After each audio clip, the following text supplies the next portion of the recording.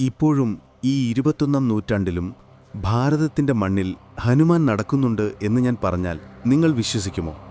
അതെ, രാമായണം കഴിഞ്ഞു, മഹാഭാരതം കഴിഞ്ഞു. എങ്കിലും ഭഗവാൻ ശ്രീരാമൻ എന്ന ഒരൊറ്റ നാമത്തിനായി ഈ പ്രപഞ്ചം നിലനിൽക്കുന്നിടത്തോളം കാലം ജീവിക്കാനായി വരം കിട്ടിയ ഒരു മഹായോദ്ധാവ്.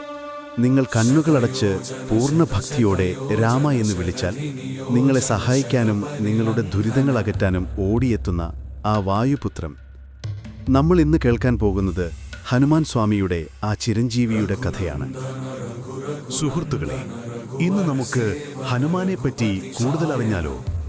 ഹനുമാന്റെ വായ എങ്ങനെ ഇങ്ങനെയായെന്നും എങ്ങനെ ചിരഞ്ജീവിയായെന്നും അങ്ങനെ കേൾക്കാത്ത കുറേ രഹസ്യങ്ങൾ നമുക്കിന്ന് കേൾക്കാം. ഹനുമാൻ സ്വാമി ഭാരതീയ ഇതിഹാസമായ രാമായണത്തിലെ ഏറ്റവും പ്രധാനപ്പെട്ട കഥാപാത്രങ്ങളിൽ ഒരാളാണ്. അഞ്ജനാദേവിയുടെയും കേസരിയുടെയും പുത്രനായി ജനിച്ച അദ്ദേഹത്തെ വായുപുത്രൻ എന്നും പവനസുതൻ എന്നും വിളിക്കുന്നു. കാരണം മഹാദേവനായ പരമശിവന്റെ അംശമായി വായുദേവന്റെ അനുഗ്രഹത്താൽ ജനിച്ചവനാണ് അദ്ദേഹം. ശക്തിയുടെയും ഭക്തിയുടെയും അസാമാന്യമായ സമന്വയമാണ് ഹനുമാൻ. അനവധി കഥകളുണ്ടെങ്കിലും ഏറ്റവും പ്രധാനപ്പെട്ട കഥകളാണ് നമ്മൾ ഇന്ന് ചർച്ച ചെയ്യുന്നത്. ജനനം, വരങ്ങൾ, എങ്ങനെ ഹനുമാൻ എന്ന പേര് കിട്ടി, സീതാരാമൻ കഥയിൽ ഹനുമാന്റെ പങ്കെന്തൊക്കെയായിരുന്നു എന്നതാണ് നാം ഇന്ന് കേൾക്കാൻ പോകുന്നത്.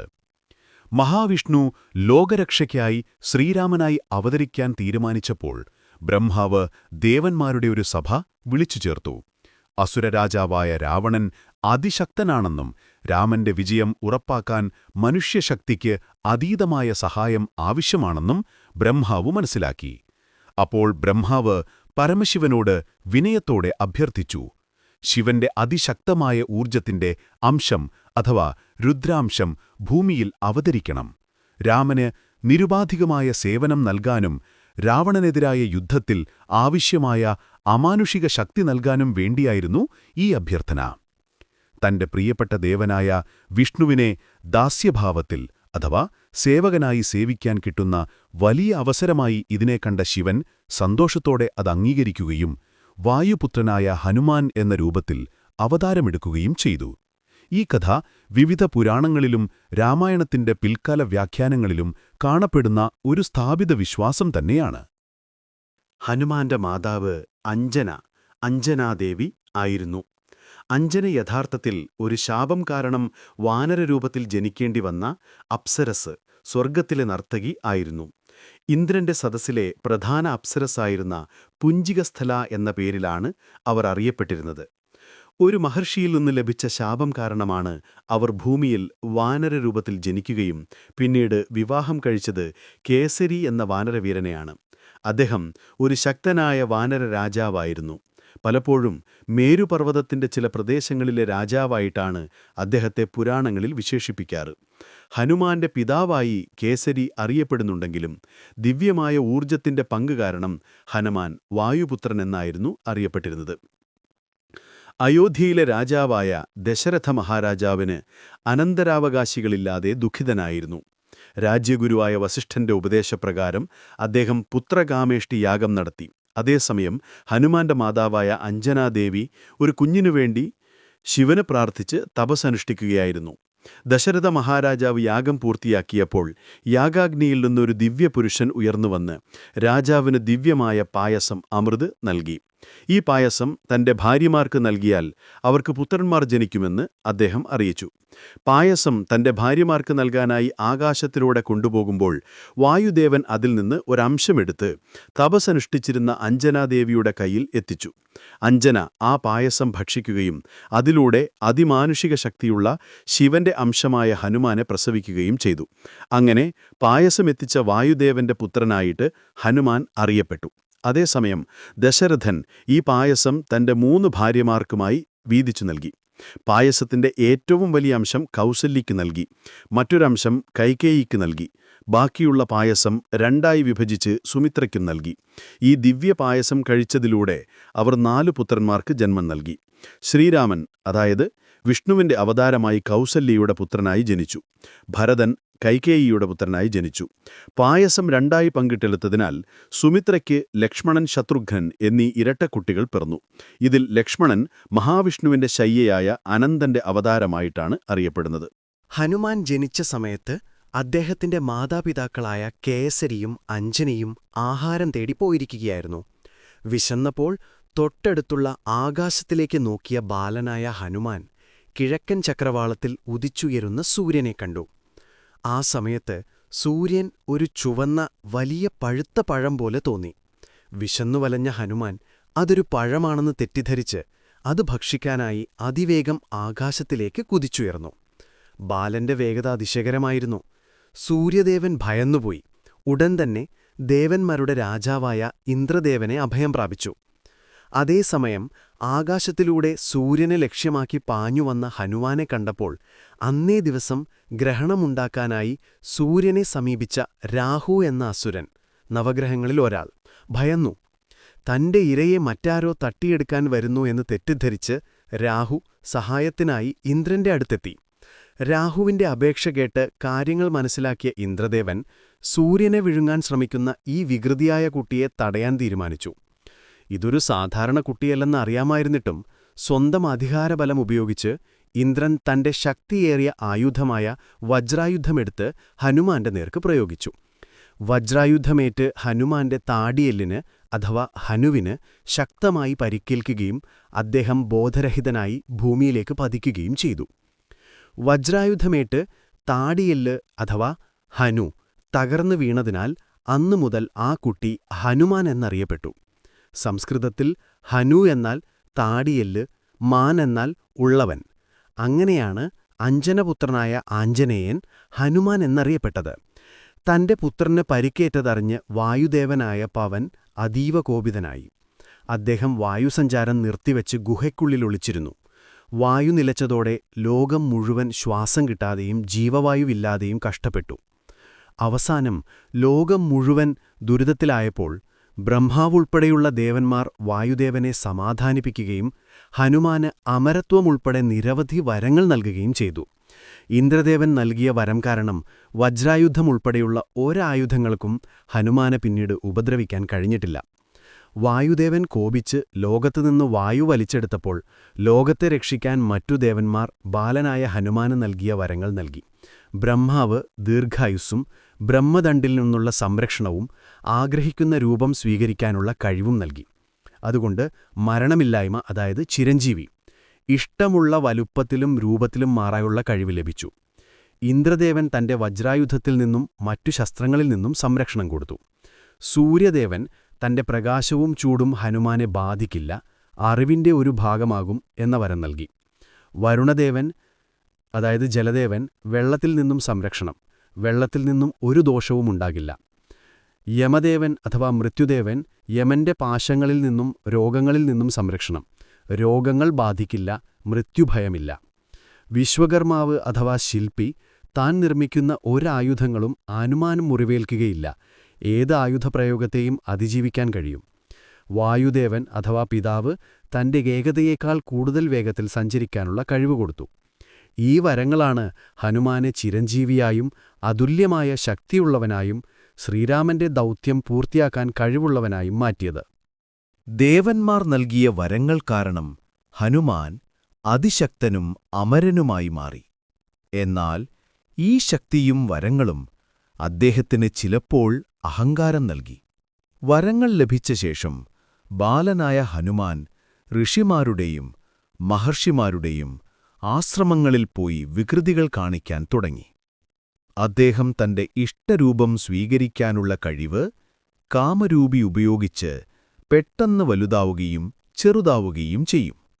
മുനിമാർ യാഗം നടത്തുമ്പോൾ ഹോമകുണ്ഡത്തിലെ തീയണച്ചു കളയുക, അവരുടെ പൂജാസാമഗ്രികൾ ഒളിപ്പിക്കുക, തപസ്സിരിക്കുന്നവരുടെ കണ്ണുകൾക്കു മുന്നിലൂടെ അതിവേഗം പറന്നുപോയി ശ്രദ്ധ തെറ്റിക്കുക എന്നിവയായിരുന്നു ഹനുമാന്റെ പ്രധാന വിനോദങ്ങൾ. തനിക്ക് ആയുധങ്ങൾ കൊണ്ട് മുറിവേൽക്കില്ല എന്ന വരമുള്ളതുകൊണ്ട് തന്നെ ആർക്കും ഒന്നും ചെയ്യാൻ കഴിയില്ല എന്ന ധൈര്യത്തിൽ അദ്ദേഹം ഈ വികൃതികൾ തുടർന്നു. ഹനുമാന്റെ ഈ വികൃതികൾ സഹിക്കാനാവാതെ വന്നപ്പോൾ ഒരു കൂട്ടം മഹർഷിമാർ അദ്ദേഹത്തോട് കോപിച്ചു. പ്രത്യേകിച്ച് ഭൃഗുമഹർഷിയുൾപ്പെടെയുള്ള ഋഷിമാർ ഒരുമിച്ചു ചേർന്ന് അദ്ദേഹത്തെ ശപിച്ചു. ബാലനായ നീ നിന്റെ അമിതമായ ശക്തിയെക്കുറിച്ചും വരങ്ങളെക്കുറിച്ചും അഹങ്കരിക്കുന്നു. അതുകൊണ്ട് നിനക്ക് ലഭിച്ച അതിമാനുഷിക ശക്തിയെക്കുറിച്ച് നീ പൂർണ്ണമായി മറന്നുപോകും. എന്നാൽ ഏതെങ്കിലുമൊരു വ്യക്തി, മനുഷ്യനോ ദേവനോ, നിനക്ക് നിന്റെ ശക്തിയെക്കുറിച്ച് ഓർമ്മിപ്പിക്കുമ്പോൾ നിനക്കെല്ലാ ശക്തികളും തിരികെ ലഭിക്കും. ഈ ശാപം ലഭിച്ചതോടെ ഹനുമാൻ താനൊരു സാധാരണ വാനരനാണെന്ന് വിശ്വസിച്ചു. തന്റെ അനന്തമായ ശക്തിയെക്കുറിച്ചുള്ള ഓർമ്മ പൂർണ്ണമായി മറന്നു. രാമൻ സീതയെ അന്വേഷിക്കുമ്പോൾ സുഗ്രീവന്റെ സൈന്യത്തിൽ ഹനുമാൻ ചേരുന്നത് ഒരു സാധാരണ വാനരനായിട്ടായിരുന്നു. രാവണൻ തട്ടിക്കൊണ്ടുപോയ സീതയെ അന്വേഷിച്ച് സമുദ്രം ചാടിക്കടക്കേണ്ട സാഹചര്യം വന്നപ്പോൾ മാത്രമാണ് ജാപവാൻ എന്ന വാനരവീരൻ ഹനുമാനെ അദ്ദേഹത്തിന്റെ യഥാർത്ഥ ശക്തിയെയും വരങ്ങളെയും കുറിച്ച് ഓർമ്മിപ്പിച്ചത്. അപ്പോഴാണ് ഹനുമാന് തന്റെ എല്ലാ ശക്തികളും തിരികെ കിട്ടുകയും സമുദ്രം ചാടിക്കടന്ന് ലങ്കയിലെത്തുകയും ചെയ്തത്. സൂര്യനെ ഭക്ഷിക്കാൻ ശ്രമിച്ചതിനുശേഷം ദേവന്മാർ ഹനുമാന് നിരവധി വരങ്ങൾ നൽകിയിരുന്നു. അക്കൂട്ടത്തിൽ സൂര്യദേവൻ ഹനുമാന് ജ്ഞാനം നൽകാം എന്ന് വാഗ്ദാനം ചെയ്തിരുന്നു. ചെറുപ്പത്തിൽ തന്നെ ലോകത്തെക്കുറിച്ചുള്ള അറിവ് നേടാൻ ഹനുമാൻ അതിയായി ആഗ്രഹിച്ചു. അദ്ദേഹം നേരെ സൂര്യന്റെ അടുത്തെത്തി തന്നെ ശിഷ്യനായി സ്വീകരിച്ച് വിദ്യകൾ അഭ്യസിപ്പിക്കാൻ അപേക്ഷിച്ചു. സൂര്യന്റെ നിബന്ധന സൂര്യൻ ആദ്യം നിരുത്സാഹപ്പെടുത്തി. കാരണം താൻ നിരന്തരം ആകാശത്തിലൂടെ സഞ്ചരിക്കുകയാണെന്നും ഒരിടത്തും സ്ഥിരമായി നിൽക്കാൻ കഴിയില്ലെന്നും പറഞ്ഞു. അതിബുദ്ധി. എന്നാൽ ഹനുമാൻ ഒരു ഉപായം കണ്ടെത്തി. സൂര്യന്റെ തേജസ്സിനു മുമ്പിൽ പിന്നോട്ട് നടന്ന് സൂര്യന്റെ യാത്രയുടെ അതേ വേഗതയിൽ സഞ്ചരിച്ച് ഒരു നിമിഷം പോലും പാഴാക്കാതെ അദ്ദേഹം പാഠങ്ങൾ പഠിക്കാൻ തുടങ്ങി. ഈ കഠിനാധ്വാനവും വിവേകവും കണ്ട സൂര്യൻ അദ്ദേഹത്തെ ശിഷ്യനായി സ്വീകരിക്കുകയും എല്ലാ വിദ്യകളും പഠിപ്പിക്കുകയും ചെയ്തു. ഈ സംഭവമാണ് ഹനുമാനെ നവവ്യാകരണ പണ്ഡിതൻ എന്ന നിലയിലേക്ക് ഉയർത്തിയത്. ഹനുമാൻ സൂര്യനിൽ നിന്ന് പഠിച്ച അറിവുകൾ സകല ശാസ്ത്രങ്ങളെയും ഉൾക്കൊള്ളുന്നുണ്ടെങ്കിലും ഭാരതീയ വിജ്ഞാനത്തിന്റെ അടിസ്ഥാനമായ 4 വേദങ്ങൾ അദ്ദേഹം ആഴത്തിൽ പഠിച്ചു. 4 വേദങ്ങൾ, 6 പ്രധാനപ്പെട്ട തത്വചിന്താ സമ്പ്രദായങ്ങളായ ദർശനങ്ങൾ, 64 കലകൾ, 108 തന്ത്രരഹസ്യങ്ങൾ, ഇതെല്ലാം പഠിച്ചെങ്കിലും ഒന്നുമാത്രം അദ്ദേഹത്തിന് പഠിക്കാൻ കഴിഞ്ഞില്ല: നവവ്യാകരണങ്ങൾ. ഇതിൽ ചില ശാസ്ത്രശാഖകളും വ്യാകരണ ഭാഗങ്ങളും പഠിക്കണമെങ്കിൽ ശിഷ്യൻ വിവാഹിതനായിരിക്കണം എന്ന നിയമം സൂര്യദേവന്റെ സമ്പ്രദായത്തിലുണ്ടായിരുന്നു. അക്കാലത്ത് ഹനുമാൻ ഒരു ബ്രഹ്മചാരി, അതായത് അവിവാഹിതനായിരുന്നു. തന്റെ ശിഷ്യന്റെ വിജ്ഞാനദാഹം കണ്ട സൂര്യദേവന് ഈ നിബന്ധന കാരണം ഹനുമാനെ പഠിപ്പിക്കാൻ കഴിഞ്ഞില്ല. ഹനുമാൻ വിവാഹിതനല്ലാത്തതിനാൽ ഈ സുപ്രധാനമായ വിജ്ഞാനം അദ്ദേഹത്തിന് നിഷേധിക്കപ്പെട്ടു. തന്റെ പ്രിയ ശിഷ്യന് വിദ്യ നിഷേധിക്കപ്പെടുന്നത് സൂര്യദേവന് വിഷമമുണ്ടാക്കി. ഈ പ്രതിസന്ധി മറികടക്കാൻ സൂര്യദേവൻ സ്വന്തം ശക്തിയിൽ നിന്ന് ഒരു പുത്രിക്ക് ജന്മം നൽകി. ആ പുത്രിയാണ് സുവർച്ചലാദേവി. ഹനുമാനെപ്പോലെ അജന്മബ്രഹ്മചാരിണിയായിരുന്നു സുവർച്ചല. സൂര്യദേവൻ സുവർച്ചലയെ ഹനുമാന് വിവാഹം കഴിച്ചു നൽകി. ഇതോടെ ഹനുമാൻ വിവാഹിതൻ എന്ന യോഗ്യത നേടി. അങ്ങനെ ഹനുമാൻ നവവ്യാകരണ പണ്ഡിതൻ എന്ന പദവിക്ക് അർഹനായി. ഹനുമാൻ വിവാഹിതനായെങ്കിലും സുവർച്ചല ഉടൻ തന്നെ തപസ്സിനായി യാത്രയായി. അതുകൊണ്ട് തന്റെ പത്നിയുമായി ഒരു സാധാരണ ഗാർഹിക ജീവിതം നയിക്കാതെ ഹനുമാൻ തന്റെ ബ്രഹ്മചര്യം നിലനിർത്തി. അദ്ദേഹത്തിന്റെ ശക്തിക്ക് കോട്ടം തട്ടാതെ വിജ്ഞാനവും പൂർണ്ണമായി ലഭിക്കുകയും ചെയ്തു. ഇതുകൊണ്ടാണ് ഹനുമാൻ സ്വാമി ബ്രഹ്മചാരിയായി അറിയപ്പെടുന്നുണ്ടെങ്കിലും ചില പുരാണങ്ങളിൽ വിവാഹിതനായി പരാമർശിക്കപ്പെടുന്നത്. വിദ്യാഭ്യാസം പൂർത്തിയാക്കിയ ശേഷം ഹനുമാൻ വിനയത്തോടെ സൂര്യദേവനോട് ഗുരുദക്ഷിണ എന്താണ് നൽകേണ്ടതെന്ന് ചോദിച്ചു. ഹനുമാന്റെ അർപ്പണത്തിലും ശിഷ്യഭക്തിയിലും സംതൃപ്തനായിരുന്ന സൂര്യദേവൻ തനിക്കൊന്നും വേണ്ടെന്നും ഹനുമാനെപ്പോലെയൊരു ശിഷ്യന് ലഭിച്ചതിൽ സന്തോഷം മാത്രമേ ഉള്ളൂവെന്നും അറിയിച്ചു. എന്നാൽ ഗുരുദക്ഷിണയില്ലാതെ വിദ്യ പൂർണ്ണമാകില്ലെന്നും എന്തെങ്കിലും സ്വീകരിക്കണമെന്നും ഹനുമാൻ നിർബന്ധിച്ചു. അപ്പോൾ സൂര്യദേവൻ തന്റെ മനസ്സിലെ ആഗ്രഹമറിയിച്ചു.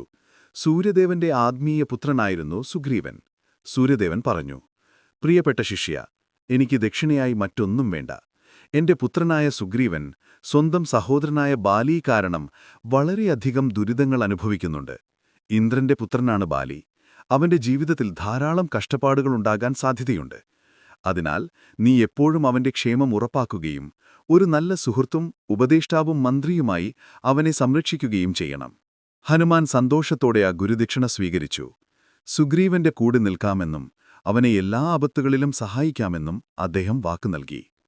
അങ്ങനെ സൂര്യദേവന് നൽകിയ വാക്കു പാലിക്കാനാണ് ഹനുമാൻ കിഷ്കിന്ധയിൽ സുഗ്രീവന്റെ കൂടെ താമസിക്കുകയും അദ്ദേഹത്തിന്റെ ഏറ്റവും വിശ്വസ്തനായ മന്ത്രിയായി പ്രവർത്തിക്കുകയും ചെയ്തു. രാവണൻ സീതാദേവിയെ അപഹരിച്ച ശേഷം രാമനും ലക്ഷ്മണനും ദുഃഖിതരായി പല സ്ഥലങ്ങളിലൂടെ സഞ്ചരിച്ച് അവസാനം പമ്പാസരസിന്റെ അടുത്തുള്ള ഹൃഷ്യമൂകാചലത്തിലെത്തിച്ചേരുന്നു. ഈ പ്രദേശം അന്ന് വാനരന്മാരുടെ രാജ്യമായ കിഷ്കിന്ധയുടെ അതിർത്തിയായിരുന്നു. അക്കാലത്ത് കിഷ്കിന്ധയിലെ വാനരരാജാവായ ബാലിയുടെ കോപത്തിൽ നിന്ന് രക്ഷപ്പെട്ട് അദ്ദേഹത്തിന്റെ അനുജനായ സുഗ്രീവൻ വിശ്വസ്തരായ ഏതാനും വാനരന്മാരുമായി ഹൃഷ്യമൂകാചലത്തിൽ ഒളിവിൽ താമസിക്കുകയായിരുന്നു. ബാലിയുടെ ശാപം കാരണം അദ്ദേഹത്തിന് ഈ മലയിലേക്ക് പ്രവേശിക്കാൻ കഴിയുമായിരുന്നില്ല. ശ്രീരാമനും ലക്ഷ്മണനും ആയുധധാരികളായി മലയടിവാരത്തിൽ ചുറ്റി നടക്കുന്നത് കണ്ടപ്പോൾ സുഗ്രീവൻ ഭയന്നു. ബാലി തന്നെ വധിക്കാനയച്ച ചാരന്മാരായിരിക്കാം ഈ മനുഷ്യരെന്ന് സുഗ്രീവൻ സംശയിച്ചു. തന്റെ ഭയം കാരണം സുഗ്രീവൻ തന്റെ വിശ്വസ്തനും ഏറ്റവും ബുദ്ധിമാനുമായ മന്ത്രിയായ ഹനുമാനെ അങ്ങോട്ടയക്കാൻ തീരുമാനിച്ചു. മനുഷ്യരെ തിരിച്ചറിയാനും അവരുടെ ഉദ്ദേശ്യം മനസ്സിലാക്കാനും ഹനുമാൻ ഒരു ബ്രാഹ്മണന്റെ വേഷം ധരിച്ച് രാമന്റെയും ലക്ഷ്മണന്റെയും അടുത്തേക്ക് പോയി. ബ്രാഹ്മണ രൂപത്തിലെത്തിയ ഹനുമാൻ വിനയത്തോടും മധുരമായ വാക്കുകളോടും കൂടി അവരുമായി സംസാരിച്ചു. നിങ്ങൾ ആരാണ്? എന്തിനാണ് ഈ ഘോരവനത്തിൽ സഞ്ചരിക്കുന്നത്? ഈ ദിവ്യമായ രൂപം കണ്ട് ഇവിടെയുള്ള വാനരന്മാരെല്ലാം ഭയക്കുന്നു എന്നിങ്ങനെ അദ്ദേഹം ചോദിച്ചു. ദുഃഖിതനായിരുന്ന രാമനു പകരം ലക്ഷ്മണനാണ് ഹനുമാനോട് സംസാരിച്ചത്. തങ്ങൾ അയോധ്യ രാജകുമാരന്മാരായ രാമനും ലക്ഷ്മണനുമാണ് എന്നും രാവണൻ അപഹരിച്ച ഭാര്യയായ സീതയെ അന്വേഷിച്ചാണ് തങ്ങൾ ഇവിടെ എത്തിയതെന്നും ഈ വനത്തിൽ താമസിക്കുന്ന വാനര രാജാവായ സുഗ്രീവനെ കാണാനാണ് ആഗ്രഹിക്കുന്നതെന്നും ലക്ഷ്മണൻ വിശദീകരിച്ചു. ലക്ഷ്മണനും ഹനുമാനും തമ്മിലുള്ള സംഭാഷണം കേട്ടപ്പോൾ രാമൻ അത്ഭുതപ്പെട്ടുപോയി. ഹനുമാന്റെ വാക്കുകൾ കേട്ട ശേഷം രാമൻ ലക്ഷ്മണനോട് സ്വകാര്യമായി പറഞ്ഞ വാക്കുകൾ വാത്മീകി രാമായണത്തിൽ വളരെ പ്രസിദ്ധമാണ്. ഋഗ്വേദം ആഴത്തിൽ പഠിച്ചവനും യജുർവേദം മുഴുവൻ ഹൃദിസ്ഥമാക്കിയവനും സാമവേദ പണ്ഡിതനുമല്ലാത്തൊരാൾക്ക് ഇത്രയും മനോഹരമായും തെറ്റുകൂടാതെയും സംസാരിക്കാൻ കഴിയില്ല. വ്യാകരണശാസ്ത്രത്തിൽ ഇദ്ദേഹത്തിന് വലിയ അറിവുണ്ട്. വാക്കുകൾക്ക് യാതൊരു വൈകല്യമോ നീളിച്ചയോ പരുഷതയോ അസ്വാഭാവികതയോ ഇല്ല.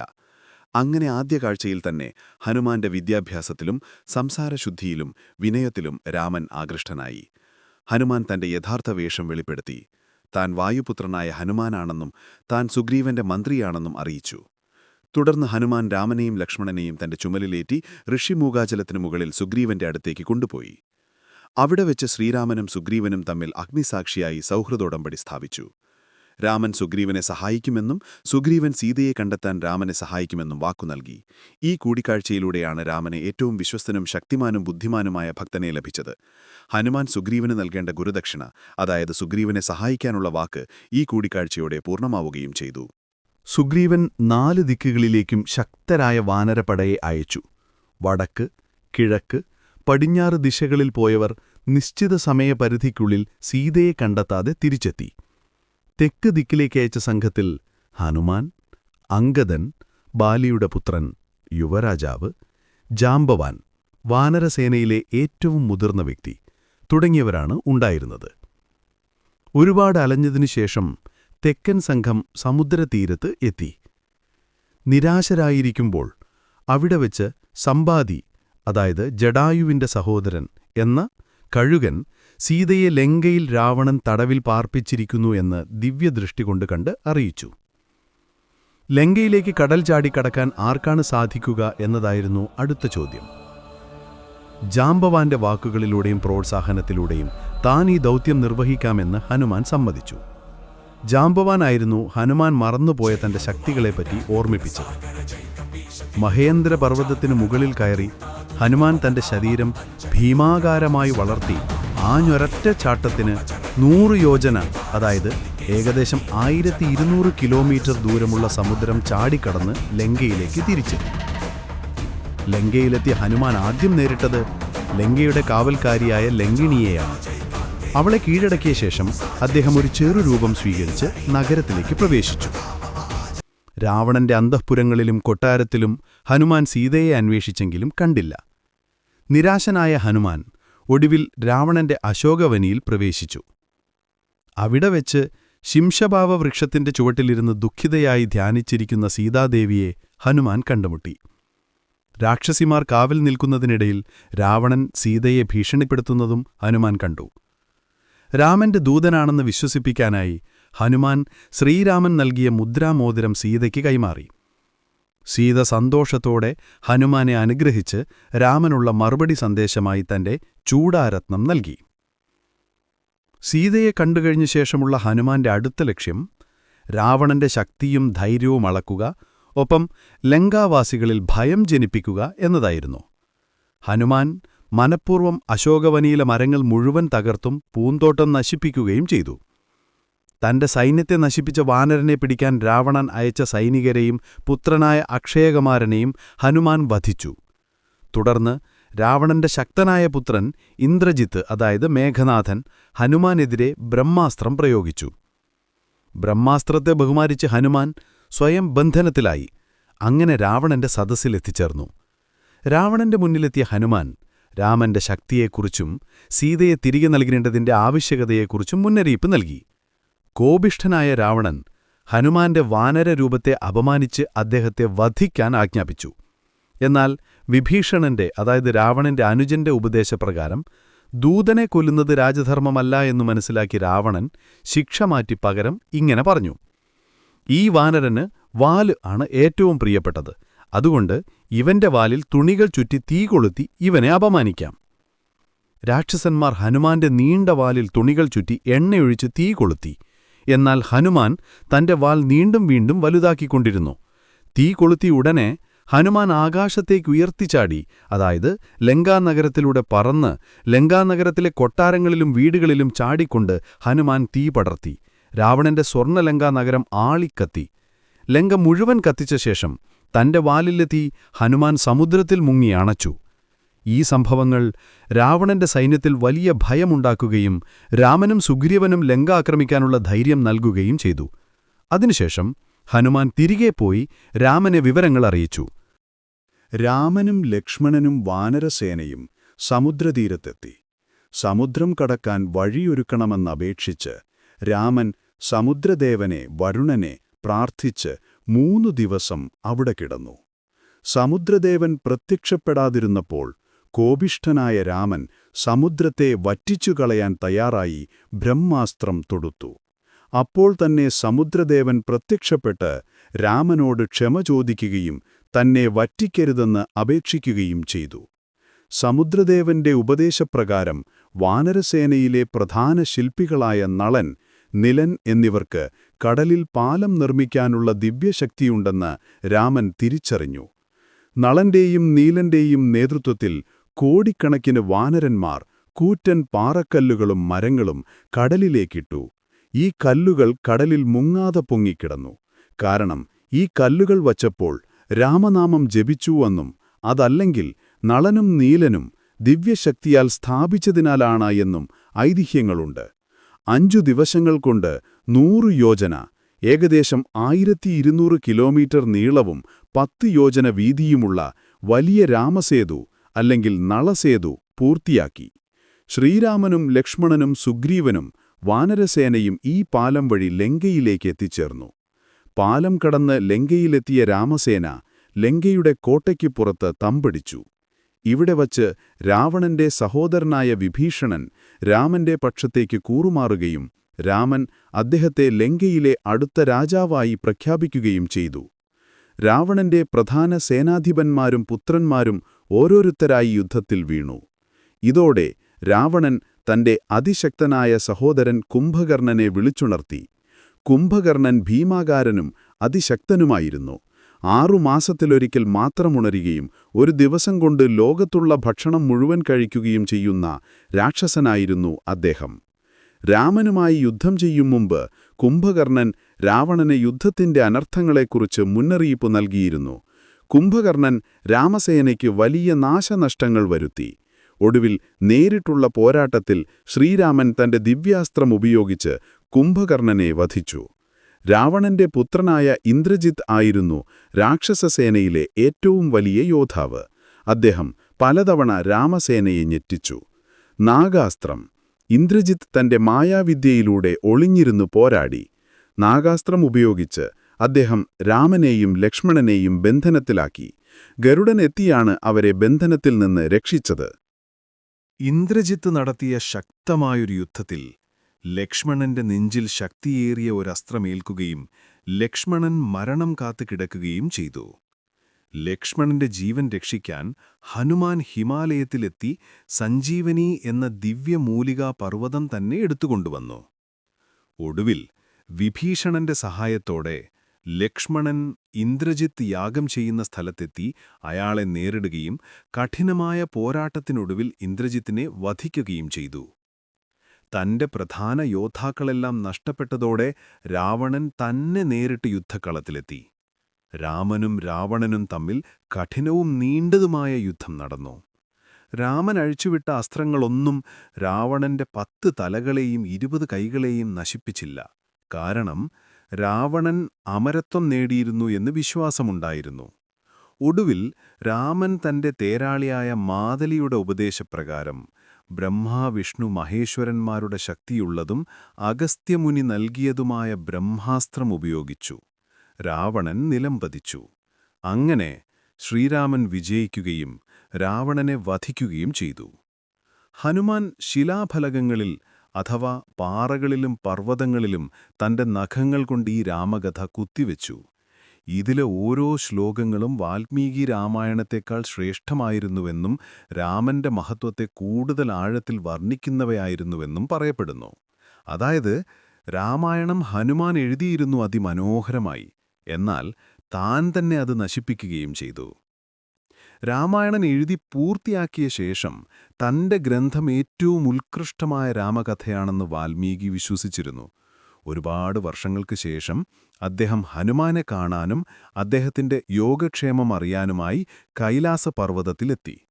അവിടെ വെച്ച് വലിയ പാറക്കെട്ടുകളിൽ കൊത്തിവെച്ച ഹനുമാന്റെ രാമകഥ വാൽമീകി കണ്ടു. ഹനുമത് രാമായണം വായിച്ച വാൽമീകി അത്ഭുതപ്പെട്ടുപോയി. തന്റെ രാമായണത്തേക്കാൾ ഭംഗിയുള്ളതും പൂർണ്ണവുമായ കാവ്യഗുണമുള്ളതുമാണ് ഹനുമാന്റെ ഈ രചന എന്ന് അദ്ദേഹം തിരിച്ചറിഞ്ഞു. തന്റെ ജീവിതകാലം മുഴുവൻ കഷ്ടപ്പെട്ടെഴുതിയ രാമായണത്തിന് ഹനുമാന്റെ ഈ കൃതിക്കു മുന്നിൽ യാതൊരു സ്ഥാനവുമില്ലെന്ന് മനസ്സിലാക്കിയ വാൽമീകി ദുഃഖിതനായി കണ്ണീർ വാർത്തു. വാൽമീകി കരയുന്നത് കണ്ട ഹനുമാൻ കാരണം തിരക്കി. താൻ എഴുതിയ രാമായണം ലോകത്ത് പ്രചരിച്ചാൽ തന്റെ അഥവാ വാൽമീകിയുടെ രാമായണം ആരും വായിക്കില്ലെന്നും തന്റെ ശ്രമം പാഴായി പോകുമെന്നും വാൽമീകി സങ്കടത്തോടെ പറഞ്ഞു. അപ്പോൾ ഹനുമാൻ ഒരു നിമിഷം പോലും ആലോചിക്കാതെ വാൽമീകിയോട് പറഞ്ഞു, "ഗുരോ, അങ്ങയുടെ സന്തോഷത്തേക്കാൾ വലുതല്ല എനിക്കെഴുതിയ ഈ കഥ. അങ്ങയുടെ ഗ്രന്ഥമാണ് ലോകത്ത് നിലനിൽക്കേണ്ടത്. ഞാൻ എൻ്റെ ഈ രാമായണം ഇപ്പോൾ തന്നെ നശിപ്പിച്ചുകൊള്ളാം." ഹനുമാൻ തന്റെ ശക്തി ഉപയോഗിച്ച് തന്റെ നഖങ്ങൾ കൊണ്ട് കുത്തിയെഴുതിയ ആ ശിലാഫലകങ്ങളെല്ലാം തകർത്തു. അവ പൊടിച്ച് സമുദ്രത്തിലേക്ക് വലിച്ചെറിഞ്ഞു. ഈ ത്യാഗം ഹനുമാന്റെ ഭക്തിയുടെയും വിനയത്തിന്റെയും ഗുരുക്കന്മാരോടുള്ള ബഹുമാനത്തിന്റെയും ഏറ്റവും വലിയ ഉദാഹരണമായി കണക്കാക്കപ്പെടുന്നു. ചുമന്ന വർണ്ണത്തിൽ പൊലിഞ്ഞ ഹനുമാനെയായിരിക്കും നിങ്ങളെല്ലാ അമ്പലങ്ങളിലും കണ്ടിട്ടുണ്ടാവുക. അതിനു പിന്നിലൊരു കഥയുണ്ട്. ഒരിക്കൽ സീതാദേവി ദിവസവും നെറ്റിയിലും മുടിയിഴകളിലും സിന്ദൂരമണിയുന്നത് കണ്ടു. ഹനുമാൻ ഇതിനെക്കുറിച്ച് സീതയോട് ചോദിച്ചു. സീത മറുപടി നൽകിയത് തന്റെ ഭർത്താവായ ശ്രീരാമന്റെ ദീർഘായുസ്സിനും ക്ഷേമത്തിനും വേണ്ടിയാണ് താൻ ഇത് ചെയ്യുന്നതെന്നാണ്. ഇത് കേട്ടപ്പോൾ ഹനുമാൻ ഉടൻ തന്നെ കരുതി, അല്പം സിന്ദൂരമണിഞ്ഞാൽ രാമന് ദീർഘായുസ് ലഭിക്കുമെങ്കിൽ ശരീരം മുഴുവൻ സിന്ദൂരമണിഞ്ഞാൽ ശ്രീരാമന് അനശ്വരത ലഭിക്കുമല്ലോ എന്ന്. അങ്ങനെ ഹനുമാൻ തന്റെ ശരീരം മുഴുവൻ സിന്ദൂരം പൂശി ശ്രീരാമന്റെ അടുത്തെത്തി. ഹനുമാന്റെ ഈ ഭക്തിയും നിഷ്കളങ്കമായ സ്നേഹവും കണ്ട ശ്രീരാമൻ സന്തുഷ്ടനായി ഹനുമാനെ അനുഗ്രഹിച്ചു. അന്നുമുതൽ രാമഭക്തിയുടെയും സേവനത്തിന്റെയും പ്രതീകമായി ഭക്തർ ഹനുമാൻ വിഗ്രഹങ്ങളിൽ ചുവപ്പ് സിന്ദൂരം പൂശുന്ന പാരമ്പര്യം നിലനിർത്തുന്നു. രാവണനെ വധിച്ച യുദ്ധത്തിൽ സഹായിച്ച എല്ലാവർക്കും ശ്രീരാമനും സീതാദേവിയും ലക്ഷ്മണനും വിലയേറിയ സമ്മാനങ്ങൾ നൽകി ആദരിക്കുകയായിരുന്നു. ഏറ്റവും വിലയേറിയ അമൂല്യമായ മുത്തുകൾ കോർത്ത മാലയാണ് സീതാദേവി ഹനുമാന് സമ്മാനമായി നൽകിയത്. സീതയുടെ കഴുത്തിൽ സ്ഥിരമായി കിടന്നിരുന്ന ആ മാല അവർ ഹനുമാന്റെ കഴുത്തിൽ അണിയിച്ചു. സീത നൽകിയ അമൂല്യമായ മാല ഹനുമാൻ സ്വീകരിച്ചു. എന്നാൽ അദ്ദേഹം മാലയിലെ ഓരോ മുത്തുകളും എടുത്ത് കടിച്ചു പൊട്ടിച്ച് പരിശോധിക്കാൻ തുടങ്ങി. മുത്തുമാല നശിപ്പിക്കുന്നത് കണ്ടപ്പോൾ എല്ലാവരും അത്ഭുതപ്പെട്ടു. അവിടെ കൂടിയിരുന്നവർ, പ്രത്യേകിച്ച് ലക്ഷ്മണൻ പോലും, ഇതെന്തൊരു അനാദരവാണ് എന്ന് കരുതി ഹനുമാനെ സംശയത്തോടെ നോക്കി. ലക്ഷ്മണൻ ഹനുമാനോട് ഇതിന്റെ കാരണം ചോദിച്ചു. ഈ മുത്തുമാലയ്ക്ക് എനിക്ക് ഒരു പ്രയോജനവുമില്ല. കാരണം ഞാൻ അതിലെ ഓരോ മുത്തിലും ശ്രീരാമന്റെ തിരുനാമമുണ്ടോ എന്ന് നോക്കി. രാമന്റെ നാമമോ രാമന്റെ ദിവ്യ സാന്നിധ്യമോ ഇല്ലാത്ത യാതൊന്നും എനിക്ക് ആവശ്യമില്ല. രാമനാമമില്ലാത്ത ഈ മുത്തുകളെല്ലാം വെറും കല്ലുകൾ മാത്രമാണ്. ഇതായിരുന്നു ഹനുമാന്റെ മറുപടി. ലക്ഷ്മണൻ ഉടൻ തന്നെ ഹനുമാനോട് തിരിച്ചു ചോദിച്ചു, നീ ഈ പറയുന്നതനുസരിച്ച് നിന്റെ ശരീരത്തിൽ രാമന്റെ നാമമുണ്ടോ? രാമനാമമില്ലെങ്കിൽ നിന്റെ ശരീരവും വെറും കല്ലല്ലേ?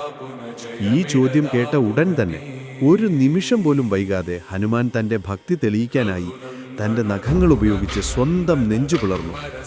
ഹനുമാൻ നെഞ്ചു പിളർന്നപ്പോൾ എല്ലാവരും അത്ഭുതത്തോടെ കണ്ടത് അദ്ദേഹത്തിന്റെ ഹൃദയത്തിന്റെ ഉള്ളിൽ സീതാദേവിയോടൊപ്പം ഇരിക്കുന്ന ശ്രീരാമന്റെ രൂപമാണ്. കൂടാതെ ഹനുമാന്റെ ശരീരത്തിലെ ഓരോ രോമകൂപങ്ങളിലും രാമനാമം ജപിക്കുന്നുണ്ടായിരുന്നു. രാമരാവണ യുദ്ധം നടന്നുകൊണ്ടിരുന്ന സമയത്ത് രാവണൻ തന്റെ സഹോദരനും മഹാമാന്ത്രികനുമായ അഹിരാവണന്റെ സഹായം തേടി. അഹിരാവണൻ പാതാള ലോകത്തിലെ രാജാവായിരുന്നു. അഹിരാവണൻ മായാവിദ്യ ഉപയോഗിച്ച് വിഭീഷണന്റെ രൂപത്തിൽ രാമസേനയുടെ ക്യാമ്പിൽ പ്രവേശിച്ചു. എന്നിട്ട് ഉറങ്ങുകയായിരുന്ന ശ്രീരാമനെയും ലക്ഷ്മണനെയും തന്റെ പാതാള ലോകത്തേക്ക് തട്ടിക്കൊണ്ടുപോയി.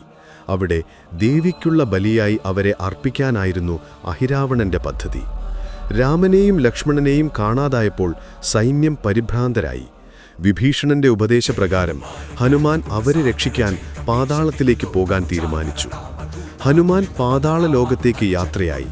അവിടെ അഹിരാവണന്റെ കോട്ടയിലെത്തിയപ്പോൾ രാമനെയും ലക്ഷ്മണനെയും ബലി നൽകാനായി ഒരുക്കങ്ങൾ ചെയ്യുന്നതായി കണ്ടു. അഹിരാവണനെ വധിക്കാനുള്ള വഴി ഹനുമാൻ അന്വേഷിച്ചു. അപ്പോൾ വിഭീഷണന്റെ സഹോദരനായ മകരം, അതായത് രാവണന്റെ പുത്രനായ മകരാക്ഷസനല്ല ഹനുമാനെ സഹായിച്ചത്. അഹിരാവണന്റെ ജീവൻ നിലനിർത്തുന്നതിന് കാരണം 5 ദിക്കുകളിലായി സ്ഥാപിച്ചിട്ടുള്ള 5 വിളക്കുകളാണ് എന്നും ഈ 5 വിളക്കുകളും ഒരേ സമയം ഊതിക്കെടുത്താതെ അഹിരാവണനെ വധിക്കാൻ സാധിക്കില്ലെന്നും ഹനുമാൻ മനസ്സിലാക്കി. ഈ ദൗത്യം പൂർത്തിയാക്കാൻ വേണ്ടി ഹനുമാൻ തന്റെ പഞ്ചമുഖരൂപം സ്വീകരിച്ചു.